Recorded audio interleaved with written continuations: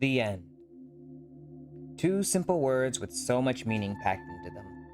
As an enthusiast of stories of all kind, I've seen my fair share of endings that have made me feel satisfied, somber, melancholic, and sometimes even angry. But that's okay, as long as it actually ends. Have you ever gotten invested in a show only for all the excitement and anticipation to end up going nowhere because the story never finished? Because I have, constantly.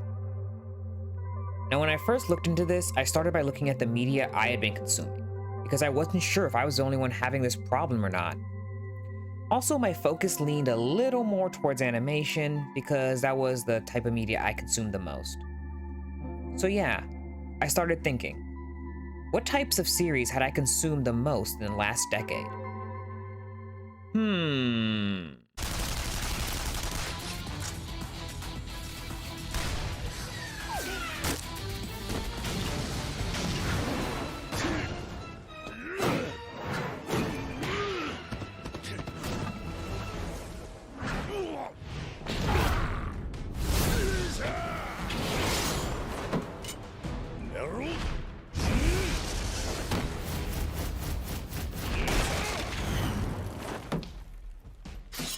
Now don't worry for any non-anime watchers, this whole video isn't going to be just about anime. But it's no surprise why anime series have become a big source of the media I consumed over the last decade. And it's not because I'm a degenerate weeb who doesn't leave his house. Well, it's not just the reason, it's not the only, there's more to it than that. Anime series come out at a more constant rate than it does for animation in the West. Literally every season, a large amount of anime is consistently delivered to the viewers. Now, to understand why it is this way, you need to understand what a majority of anime is. Okay, now hear me out. A majority of anime is what Transformers, He-Man, and Teenage Mutant Ninja Turtles were when they were originally released back in the day. Giant ads. A majority of anime are made using pre-existing content. Manga, light novels, book series, video games, trading cards, etc. And most series are with the purpose that you watch the series, you like the series, you want more content from the series. Guess what? You can get more from the source. Now, admittedly, it's a bit more complicated than that, and I'm sure the idea of anime being described as one giant ad might outrage and irritate some fans, but I think this is a cool fact, and it doesn't take away from my pleasure in watching it.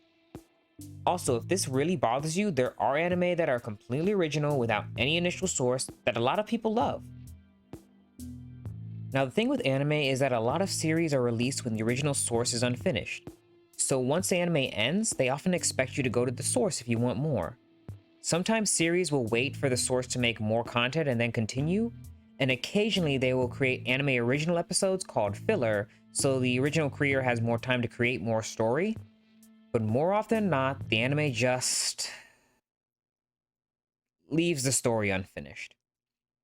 Now, some might say, okay, why don't you just go to the source material like they intended? Now, aside from whether or not you're an anime-only watcher exclusively, I can say for certain, at least for fans in the West, that's not always possible.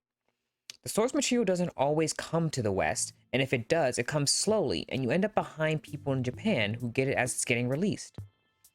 To give an example, one of my favorite series, Beastars, had its final chapter released in early October of 2020.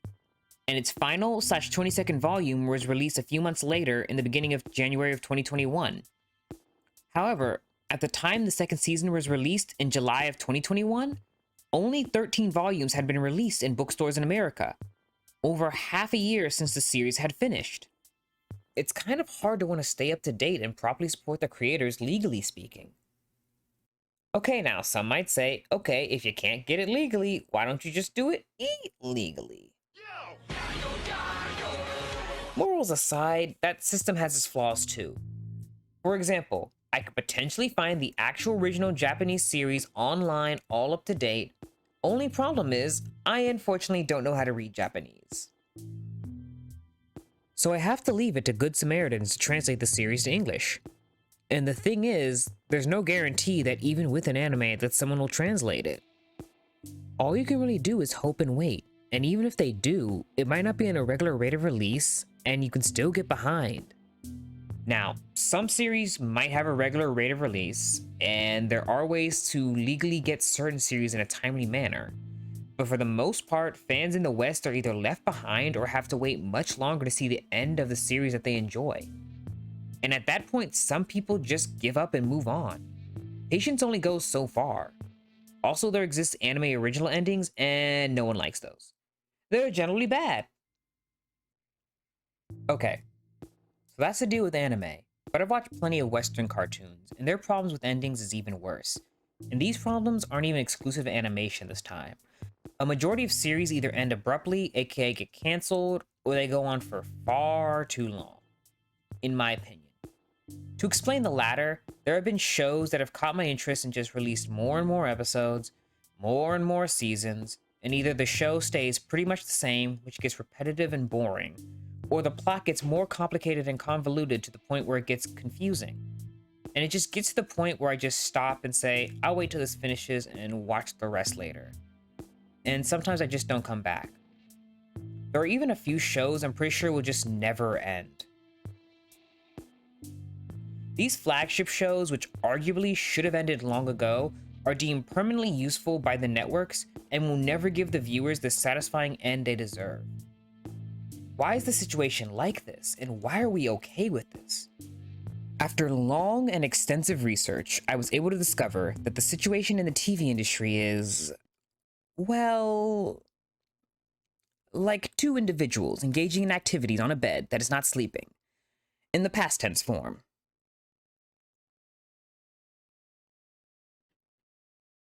Okay, first off, everything revolves around money. This of course is obvious, but how money is actually made is less so. When it comes to television, there are two entities you must be aware of. Studios, the people who make the shows, and the networks, who are the ones who play these shows on their channels. The networks give the studios money to help make the shows, and in exchange, they get to put the shows on their channels. Now, there are networks that own studios which allow them all the rights to a show, but they obviously still have to pay to have it made. Generally speaking, the networks don't get money from the shows themselves. Of course, there are exceptions, depending on the contracts. They could share what is made on merchandise or maybe streaming rights. But overall, the money that networks make actually comes from ad revenue, aka commercials. Businesses pay to put their commercials during a specific time when a specific show is on. The popularity of a show and the time of day it is played determine how much a business has to pay to have their ad played. Because the more popular a show is and how much free time an individual has, increases the likelihood of them seeing the business's commercial. Figuring out the times when most people are watching television isn't hard to figure out. But how do they determine which shows are more popular? With ratings. And how do they determine ratings? Well, for the longest time, they use businesses like Nielsen. Nielsen is a company that utilizes an in-house apparatus to estimate the number of people watching a specific television show. Which basically means they put a box in your house that gives them data about the things you're watching. Nielsen takes measurements from a small sample size of about 15,000 homes and determines the average popularity of a series. Honestly, this system already feels flawed by the fact that these are just the numbers of people that accept it being monitored. It's like asking people to take a survey, them saying yes, and then the only question on the survey is, are you willing to take a survey? Partialness exists from the start. Speaking of partialness, demographic also plays an important role in ratings. Networks keep the numbers of people between the ages of 18 to 49 at a higher importance, because apparently they're the ones most likely to buy stuff. This basically means that if you don't match this age range, your numbers might mean less. This number might be different for children's television, or maybe not. That might explain all the random commercials on Cartoon Network in the early 2000s. Time Life Music presents the Ultimate Love Songs Collection. 36 beautiful songs by all our favorite artists. You can bring these heartwarming adventures into your home. to share with a whole new generation of children. Oh, my duck does a wonderful trick. My duck can lay an egg. And just what is so wonderful about that? Well, can you lay an egg? There's no real harm in flirting. I mean, come on. There is when it leads to an affair, like it did with the other women you've slept with. It didn't mean anything. I didn't love any of them. It was just sex. I mean, Sherry would understand. There are also commercial ratings where they record how many people watch the commercials instead of avoiding them by skimming through other channels. This does make sense, but I think it depends a little less on the quality of the show and more on the mood and habits of the person watching at that moment. And yeah, a show can influence that, but I don't think enough to get an accurate rating. This system doesn't really work, and it seems networks have realized that. In February of 2020, Nielsen undercounted their own system. As a result, Nielsen lost their gold star standard of officialness, and alternatives started being looked into. But honestly, my hopes are still low. Now, if ratings was the only reason for a show's cancellation, I would probably be less upset. I mean, even with a flawed system, the shows are still on a somewhat equal footing. But there are more reasons, and they are not used as often as ratings, which they shouldn't because some of them are just unreasonable. This section has gotten longer than intended, so instead of going super in depth, we're just going to go through these in rapid fire succession. Ready? Okay. Reason number 1, the show was too expensive. The amount the network is making and the amount they have been spending is not to their liking. Reason number 2, syndication, aka reruns. In other words, how many people they think would watch the show more than once. If they don't think it will do well with reruns, they will just cancel it outright. But also if it reaches a certain number of episodes that they think is enough to just rerun it, they will also cancel it as well. Reason number 3, how well it supports the shows playing before and after it. Why is that a thing? And how do they even accurately rate that? Reason number 4, a network exec doesn't like the show. This is kind of BS. One guy determining the ending of a show even if it's popular? Reason number 5, streaming potential. In other words, how well it will do on streaming. TV, seriously, just focus on TV. Streaming is a future thing. Just focus on the here and now. What a despairing situation. Again, if each series got an equal chance, then this wouldn't be so bad. But when networks do things like releasing new episodes in the wrong order or only playing the show when no one's around, like when people are at work or school, that's just ridiculous.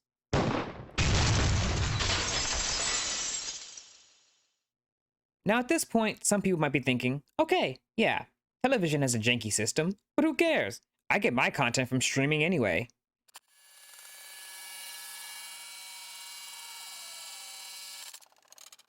I got some bad news for you, buddy.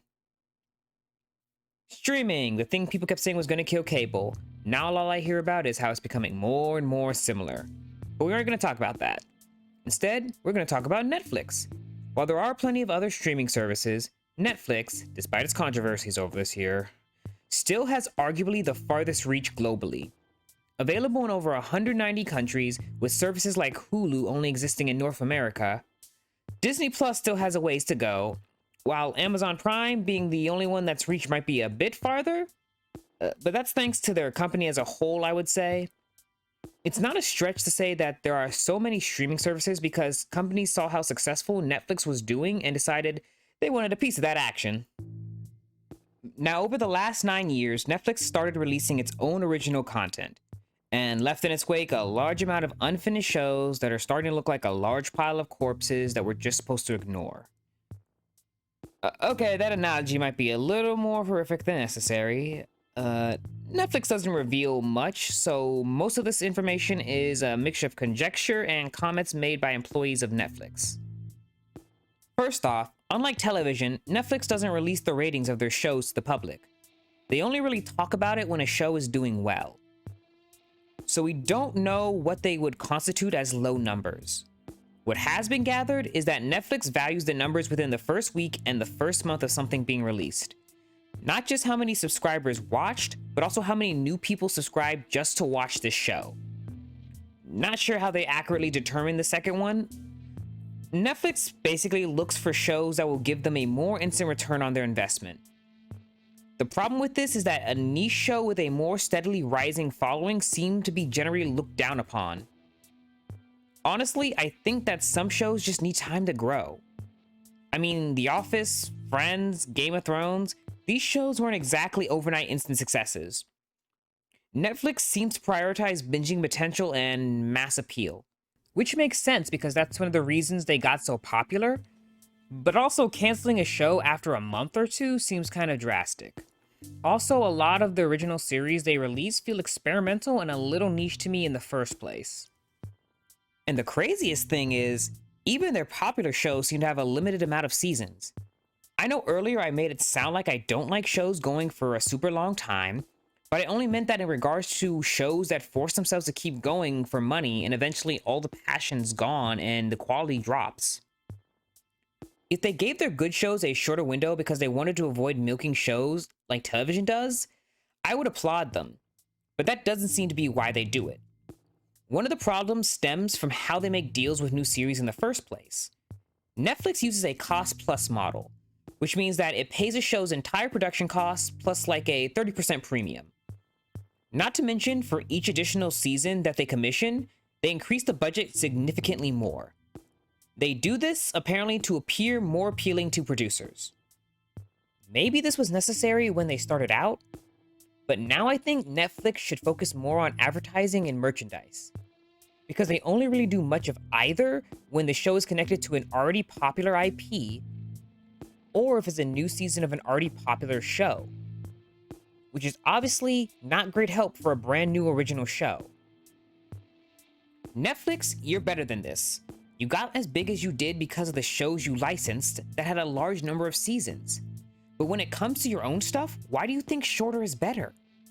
You lost The Office, you lost Friends, I didn't get to finish X-Files or Twin Peaks. Sometimes people are just busy or they're afraid of the hype and you should give them more time to watch your shows. Or at least a secondary rating system where you relook at all the canceled shows, see how many people have watched them since, and I don't know, give them another chance and see what happens? Added with a more recent event of HBO removing a bunch of shows without giving any warning or proper reason, streaming succeeded because of the convenience and lack of effort we had to put in. Now it just feels like more trouble than it's worth. And I mean that literally because they keep raising the prices. Honestly, they shouldn't be all that surprised that we would rather sail the 7 seas instead of dealing with their pie made by a male cow. Sorry for getting exasperated. We reached the end of the video. Writing this video took a lot of research, but honestly, the hardest part was actually figuring out how to end it. Ironic, I know, but it was really tough because despite the content, I didn't want the ending to be a bummer. I wanted to give some hope that things are changing for the better, but nothing I looked at really seemed to guarantee that. The best I can do is just get this information out so people know why things are the way they are. If there's something I missed or you think I got something wrong, go ahead and leave it in the comments. Cause I'm okay if I got something wrong, as long as the right information is brought out as well. Thank you for watching my first ever video. Don't forget to like and subscribe. And I don't know, maybe I'll see you again. I hope so. Okay, bye.